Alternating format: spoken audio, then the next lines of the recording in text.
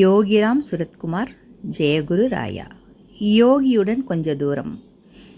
இதன் ஆசிரியர் எஸ். பார்த்தசாரதி ஐயா அவர்கள். பகவானுடன் அவர் வாழ்ந்த காலத்திலும் அவருடன் பயணித்த காலத்திலும் அவருக்கு ஏற்பட்ட அனுபவத்தை நூலாக நமக்கு அளித்திருக்கிறார். இப்பொழுதும் பல நூல்களை அளித்து கொண்டிருக்கிறார். இந்நூலில் நாம் இன்று பார்க்க இருக்கும் தலைப்பு குறை காணாதே. யோகியின் சன்னதி தெரு வீட்டில் யோகியின் முன் பல பக்தர்கள் பரவசத்துடன் அமர்ந்திருந்தனர். யோகி பலதரப்பட்ட ஞானிகள், ஆச்சாரியார்கள், முனிவர்கள் ஆகியோர் பற்றி விரிவாக கூறிக்கொண்டிருந்தார். பேச்சு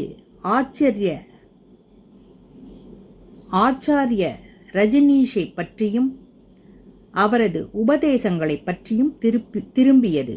ஆச்சாரிய ரஜனீஷின் உபதேசங்களை சுருக்கமாக யோகி நகைச்சுவையுடன் கூறிக்கொண்டு வந்தார். அங்கு ஒரே ஆனந்த கொண்டாட்டமாக இருந்தது. பக்தர்களும் யோகியும் பேரானந்தத்தில் வாய்விட்டு சிரித்து மகிழ்ந்து கொண்டிருந்தனர். பலமுறை நான் யோகியிடம் கவனித்திருக்கிறேன். யோகி சிரிக்கும்போது அங்கே யோகியை சுற்றி இருப்போர் அனைவரும் ஆனந்தத்தில் திளைத்து கொண்டிருப்பார்கள். யோகி மௌனமாக வீற்றிருக்கும் போது அங்கே ஒரு விதமான பேரமைதியை அனைவரும் அனுபவிப்பார்கள்.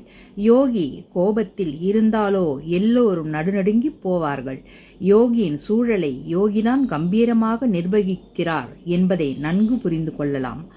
ஆச்சாரிய ரஜனீஷின் உபதேசங்களை நகைச்சுவையுடன் யோகி விவரிப்பதைக் கண்டு துணிச்சலடைந்த ஒரு நண்பர் ரஜனீஷின் வாழ்க்கையையும் உபதேசமும் மத கோட்பாடுகளுக்கு புறம்பாக இருப்பதாகவும் ரஜனீஷ் தவறான வாழ்க்கை முறையை அனுஷ்டிப்பதாகவும் கூறினார். யோகி ரௌத்ரமானார். ஆச்சாரிய ரஜனீஷை பற்றி குறை கூறுகிறாயா? ஆச்சாரிய ரஜனீஷை இந்த பிச்சைக்காரன் முன் தவறாக பேச உனக்கு எப்படி தைரியம் வந்தது? நீ தினமும் 108 தடவை ஜெய ஜெய ரஜனீஷ், ஜெய ஜெய ரஜனீஷ் என்று எழுத வேண்டும். எழுதாவிட்டால் நீ நரகத்துக்கு போவாய்.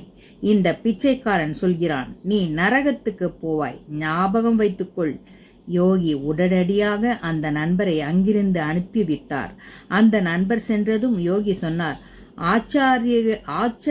ஆச்சாரியர்களை பற்றியும் ஞானிகளை பற்றியும் சாதுக்களை பற்றியும் சந்நியாசிகளையும் பற்றியும் தவறாக பேசுவது தந்தையை அடைய தடை செய்யும்.